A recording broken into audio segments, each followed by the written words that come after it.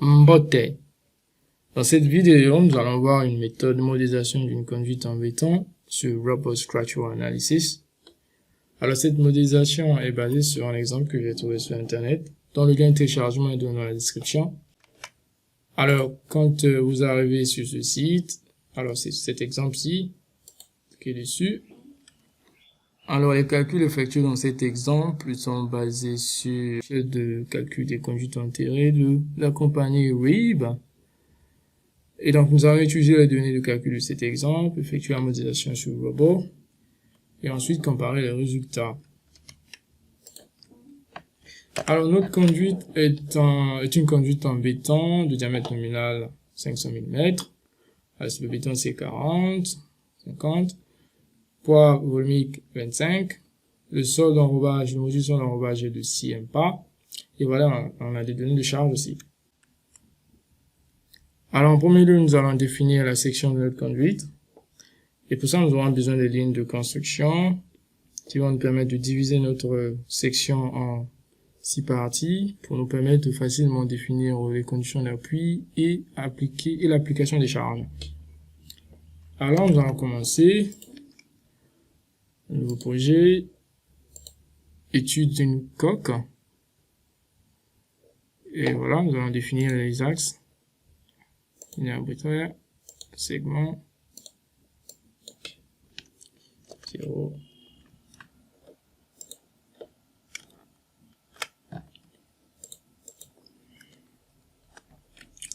0, 0, le rayon moyen,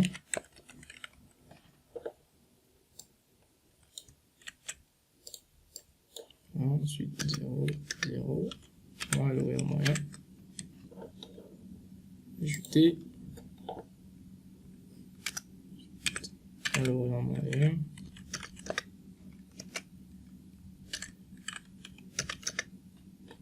ajouter,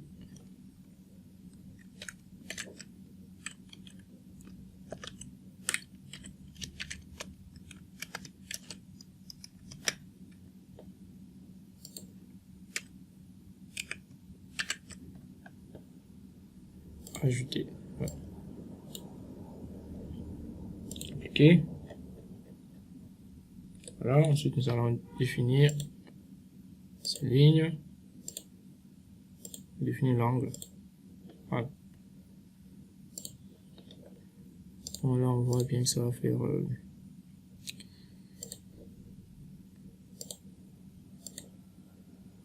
ça fait bien 45 degrés.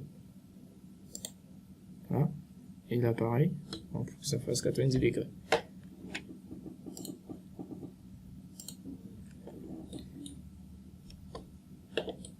Ensuite, nous allons définir un cercle auxiliaire pour nous permettre de définir les parties de notre conduite. Donc, je vais cercle à 3 points. Ensuite, voilà, nous allons définir les parties de notre conduite. Utilisons l'objet arc, centre et 2 points. Dans les paramètres ici, nous allons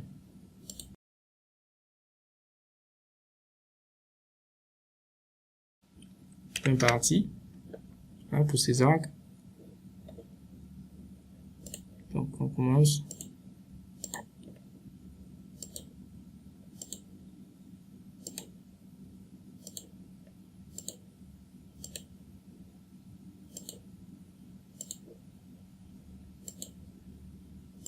Voilà, ensuite pour ces deux parties, nous allons squeletter en 40 morceaux.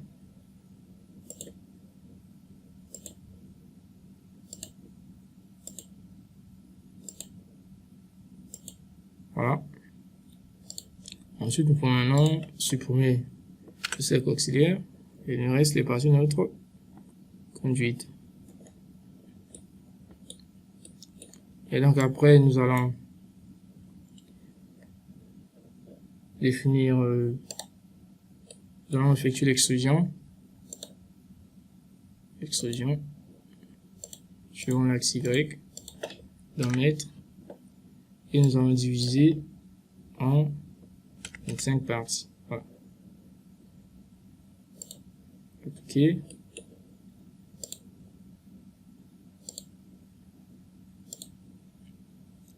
Ensuite, nous allons définir l'épaisseur.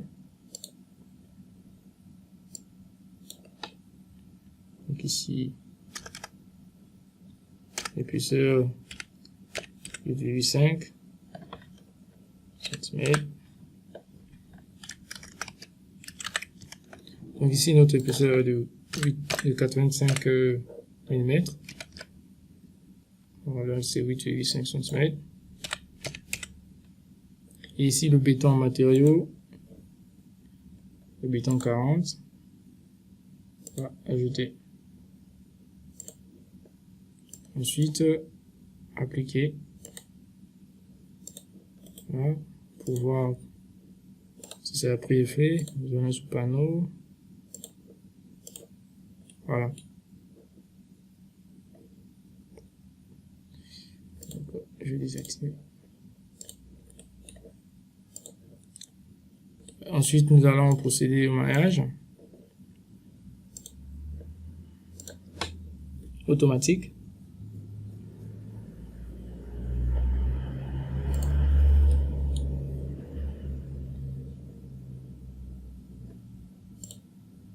Voilà. Voilà, donc après, nous allons définir les conditions d'appui. Alors, les conditions d'appui seront définies à travers le modèle de Winkler, les ressorts élastiques. Et donc, nous allons assigner le coefficient d'élasticité calculé à travers cette formule qui est, voilà, dont les auteurs sont ceux-là, Meyerhoff et Bike. Donc ici, le E représente le module du sol d'enrobage. RM, c'est le rayon moyen. Et le rho, c'est le coefficient du sol, le coefficient de poisson du sol. Voilà, donc après calcul, nous aurons quelque chose de 22 541,56. Et donc après, nous devrons multiplier cette valeur par la distance entre les nœuds, vu que nous allons utiliser les appuis nodaux. Donc à peu près multiplié par la distance entre ces deux nœuds, entre les différents nœuds dans le sens longitudinal. Donc cette distance est égale à 0,04, donc c'est 1 mètre divisé par 25.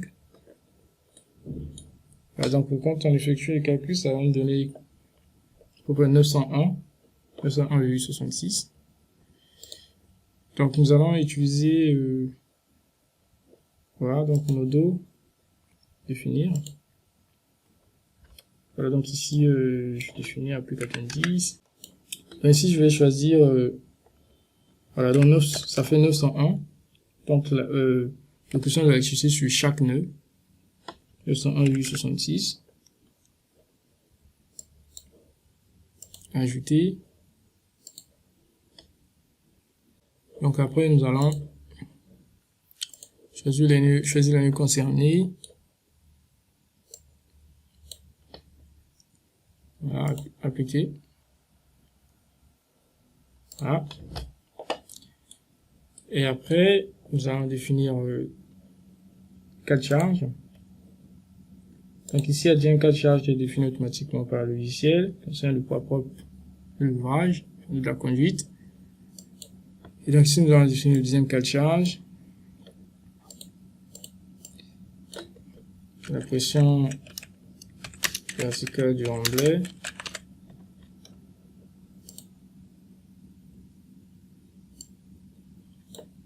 Ensuite, la pression horizontale du remblai.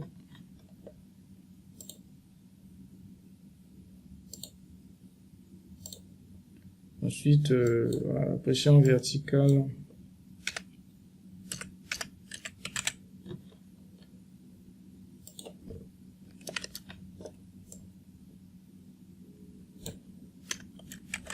tiers. Ajouter.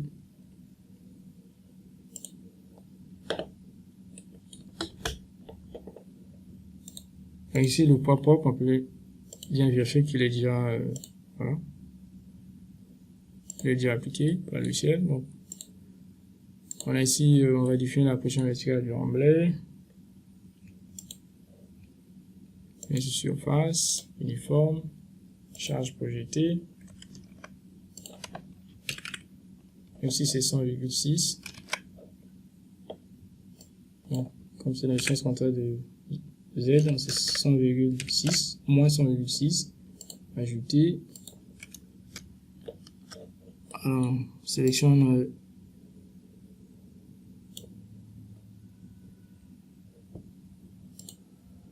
applique.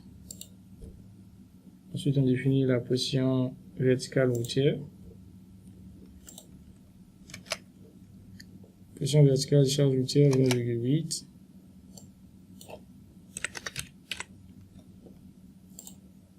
Applique. Et enfin, on définit la position horizontale du remblai qui est de 25,9.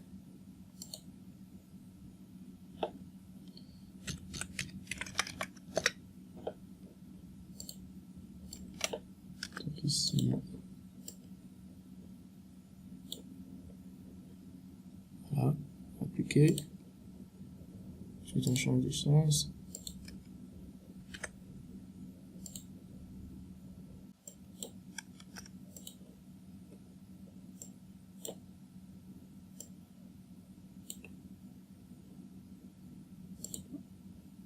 Voilà.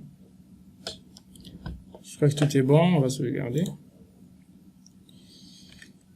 Voilà, donc conduite.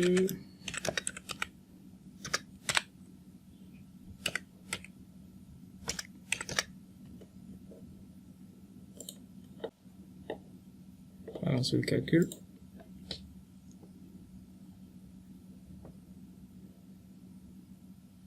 C'est pas grave.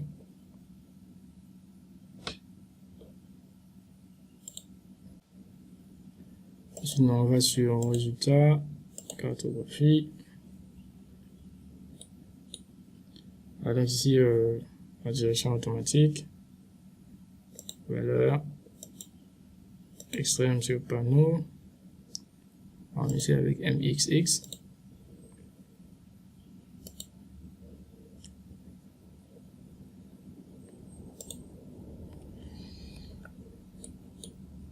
Évidemment que c'est pas la direction des plus grands moments. Voilà la direction des plus grands moments, MYY. Donc ici, évidemment, on peut changer la direction pour mettre suivant l'axe X. Donc ça veut dire que ici, la direction des plus grands moments sera la direction X. Voilà, vous avez eu 11. On va laisser ça automatique.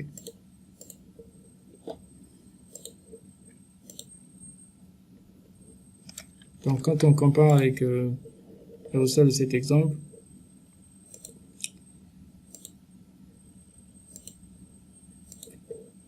on remarque que pour sous la charge, sous le poids propre, donc on a alors, au niveau du spring line, c'est-à-dire qu'au niveau des rangs, au milieu ici, on a 0,09 à peu près, hein. Et au niveau de la clé, c'est 0,07 à peu près. Au niveau de la base, enfin de l'appui, 0,11, 0,09 à peu près. Il y a une distinction au niveau des signes. Parce que vous voyez ici, ici c'est le signe moins au niveau des rangs, alors qu'ici c'est positif. On va voir le cas de la position verticale du remblai. Donc ici on peut voir qu'ici il y a une différence de signe. Ici au niveau de l'appui c'est 2,54, ici au niveau de la clé c'est moins 2,38. Alors qu'ici, au niveau de l'appui c'est positif. Et là c'est positif. Et les valeurs sont, disons, approximatives.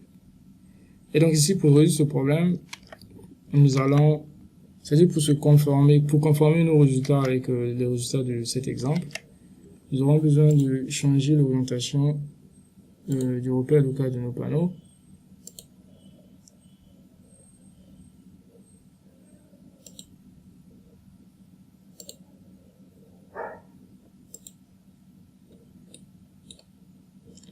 Là, donc on vient sur communication du repère local des panneaux.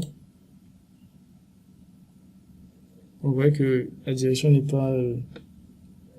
les directions sont différentes. Donc on va ramener le sens de ces deux panneaux vers l'intérieur comme les autres. Donc on choisit ce panneau, on inverse, appliquer,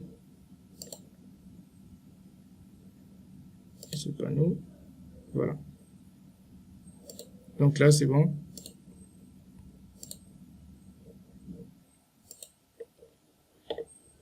Et ensuite on relance le calcul.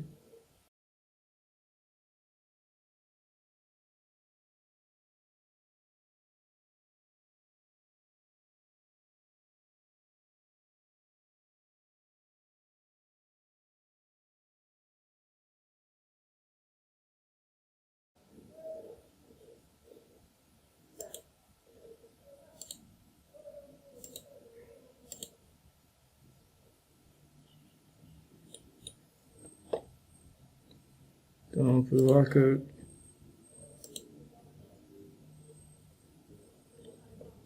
voilà, ce problème est résolu. Donc ici au niveau de l'appui, au niveau des rangs, au niveau de l'appui et au niveau de la clé, les valeurs sont positives, et au niveau des rangs, les valeurs sont négatives. Voilà. Négative, positive, positive. Et pour la pression horizontale, voilà. Donc ici c'est moins 0,57, moins 0,53. Voilà, moins 0,54, moins 0,49, les valeurs sont proches. C'est pardonnable. Et ensuite ici c'est positif au niveau des rangs, 0,56, 0,54.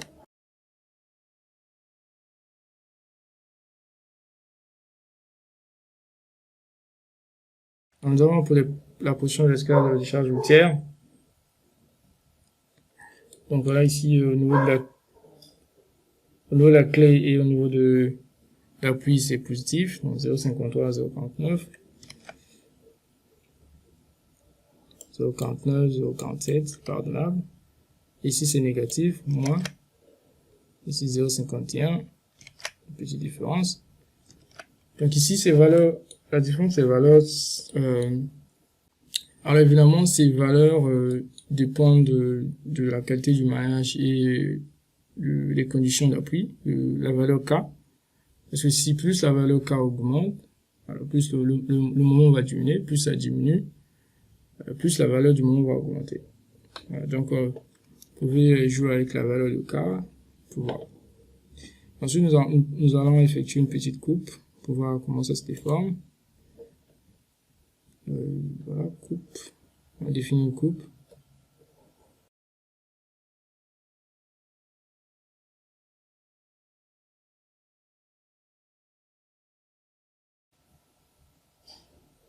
Voilà, parallèle à Z.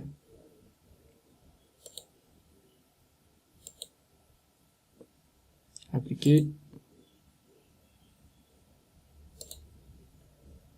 Hein. Ensuite, détailler. Ici, la direction, nous allons définir le local de la coupe.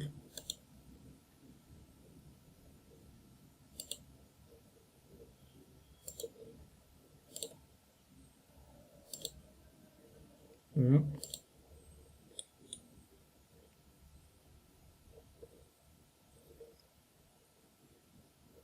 Voilà comment ça se déforme.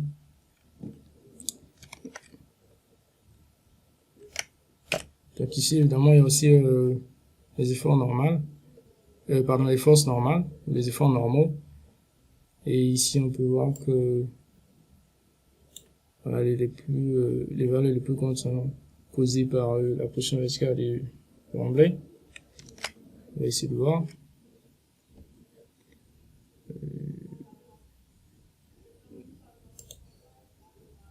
Voilà, l'effort normal, Y.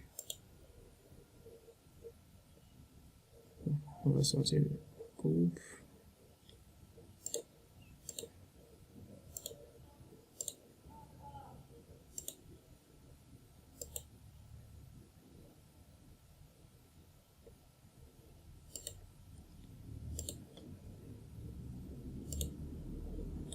Voilà, donc on a à peu près 29.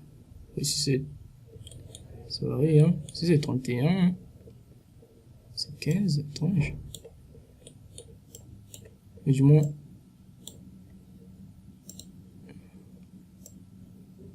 il y a une grande différence au niveau. Ici ça affiche 31, là ça affiche 15. Bon. Oui, ok, c'est 31. 31, ici c'est AB, c'est 13. Ok, ici les valeurs ne sont pas bien affichées, on peut voir très bien que c'est ici c'est 16, hein, donc à peu près au niveau de la pluie, et là c'est 27 pour cette partie, hein, 27, et là c'est donc c'est 16 au niveau de la pluie. Ici au niveau de la pluie on a 13, c'est pardonnable. Au niveau de là c'est un grand problème, les résultats sont un peu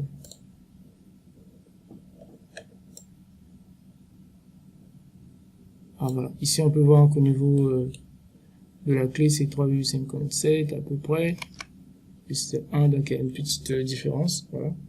Donc on peut conclure que les résultats sont proches et que la méthode de calcul est acceptable. Voilà, donc si vous avez des questions ou quoi que ce soit, merci de me les signaler en commentaire. Merci.